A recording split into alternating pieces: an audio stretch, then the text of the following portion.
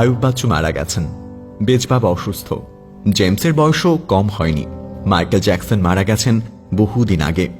নতুন funny video বানাবে না আর মিস্টার বিন। সালমান শাহ কখনো বাংলা সিনেমায় আসবে না।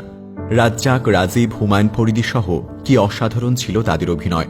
টেলিসামা, দিলদার তো অনেক আগেই চলে গেছেন। হিথ লেজারকে আর কোনোদিন জোকার চরিত্রে দেখা যাবে না। শাহরুখ, সালমান, আমির বুড়ো হয়ে যাচ্ছে। শৈশবের হিরোদের এখন ফানি লাগে। অসুস্থ কন্টেন্টে ভরপুর ফেসবুক আর চালাতে ভালো লাগে না। ভাই বোন যার যার মতো থাকে, একসাথে হাসি, আনন্দ অথবা মারামারি কোনোটাই আর আগের মতো হয় না। আক্ষরিক অর্থেই আমরা এই পৃথিবীর সবচাইতে ভাগ্যবান জেনারেশন। 90-এর মাঝামাঝি থেকে 2005-6 সাল অবধি আমরা যারা শৈশব কাটিয়েছে এই বাংলাদেশে, তারা কি পায়নি? 3 গোয়েন্দা আর দীপু নাম্বার 2 পড়া দিয়ে শুরু। কিশোর, মুসা, রবিন আর জিনার সাথে আমাদের ভীষণ বন্ধুত্ব।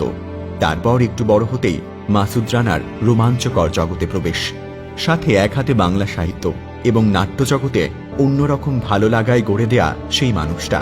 হিমু, মিসির আলী, শুভ্র, জহির, মুহিব, অপলা, জরি, তিলু, নীলু থেকে শুরু করে বাকের ভাই, মজিদ, টুনি, তিতলি কিংবা স্বাধীন, খুসরু, সুবর্ণা, মুস্তফা, হুমায়ুন ফরিদি, শাওন।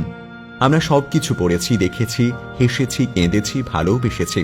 রোনালদো, রোনালদিনহো, বাতিস্তুতা, জিদানের শেষটা দেখতে না দেখতেই প্রবেশ করেছে মেসি, রোনালদো আর নেইমারের অতিমানবীয় জগতে। বছরের পর বছর ধরে কি দুর্দান্ত প্রতিযোগিতা, হাজার অর্জন, সবকিছু ছাড়িয়ে যাওয়া ম্যাজিক আর মুগ্ধতা।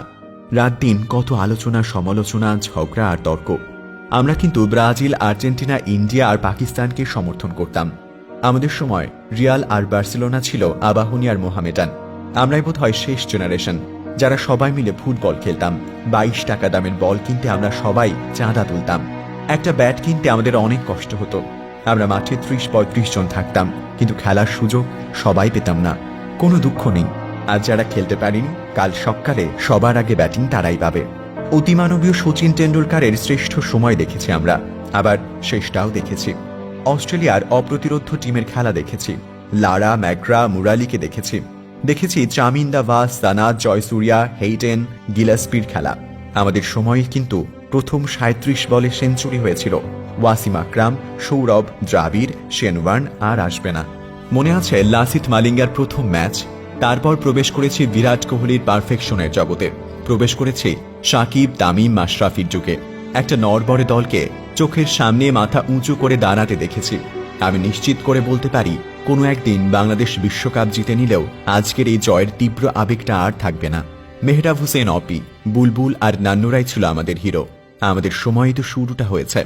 জেমস, আয়ুব বাচ্চু, বেজবাবা, আর্সেল, শিরোনামহীন, মাইলসের সবচাইতে সুন্দর সময়ের সাক্ষী আমরা।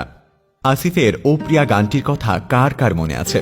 জেমসের রাতের তারা তুই কি আমায়, বাবা কতদিন কতদিন দেখিনি তোমায়, তুমি বিস্তৃত লগ্ন মাধুরী, কিংবা আয়ুব বাচ্চুর আমি কষ্ট পেতে ভালোবাসি।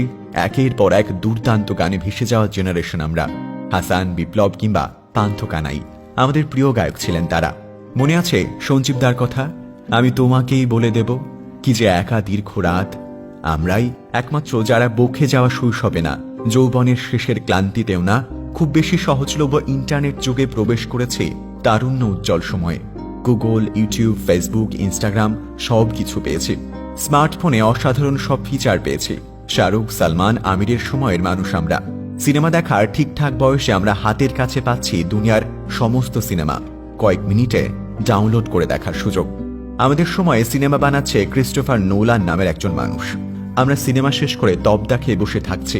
শৈশবের সব সুপারহিরো নিয়ে পর্দা এসেছে জাস্টিস লিগ আর অ্যাভেঞ্জার্স ইনফিনিটি ওয়্যার। আমরা কি ভীষণ ভাগ্যবান একটা জেনারেশন।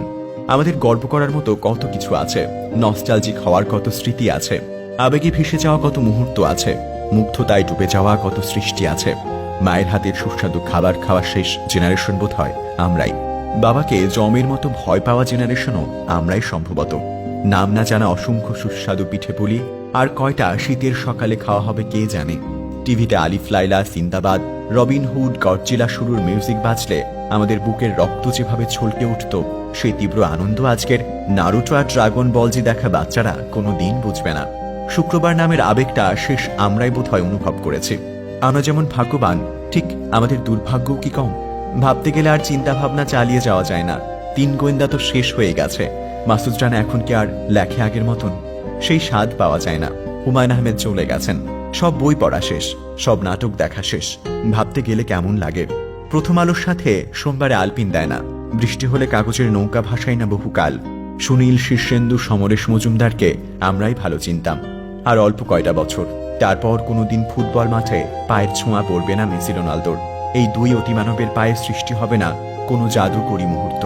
আর একটা বিশ্বকাপ, তারপর সাকিব, তামিম, মাশরাফিও কি বাংলাদেশের হয়ে মাঠে নামবে? আর ভাঙা পা নিয়ে দৌড়াতে গিয়ে কেউ আর পড়ে যাবে না, ভাঙা আঙুল নিয়ে কেউ আর 10 ওভার বল করবে না, হাতে ব্যান্ডেজ বেঁধে কেউ শুটিংয়ে নেমে যাবে না। লিখতে গিয়ে এই মুহূর্তে আমার চোখে পানি চলে আসছে। পারফেক্ট মুশফিকের সাথে বিপদের বন্ধু মাহমুদুল্লাহ, এই 5 জন ছাড়া বাংলাদেশ মাঠে নেমেছে, সেটা আমরা কিভাবে সহ্য করব? কিভাবে? আর কয়েক বছর পর মানুষ অনেক আধুনিক হবে, আধুনিক সমাজ প্রেমের ব্যাপারে অনেক উদার হবে। আমরাই শেষ জেনারেশন যাদের প্রেমিকার বিয়ে হয়ে গেছে অন্য কোনো প্রতিষ্ঠিত ডাক্তার, ইঞ্জিনিয়ার বা বিসিএস ক্যাডারের সাথে। একটা মানুষকে ভালোবেসেও শুধুমাত্র সমাজের কারণে একমাত্র জীবন কাটানো হয়নি আমাদের। আমরা একদিন হাজার হাজার স্মৃতি নিয়ে বুড়ো হয়ে যাব। ভালো লাগা আর খারাপ লাগা দু ধরনের স্মৃতির ওজনে ভারী হয়ে থাকবে আমাদের বয়সের বোঝা। কোনো এক ক্লান্ত সন্ধ্যার আলো আঁধারিতে ব্যালকনির বেতের চেয়ারে বসে আমরা দীর্ঘশ্বাস ফেলে ভাবব, জীবনটা আসলে খারাপ ছিল না।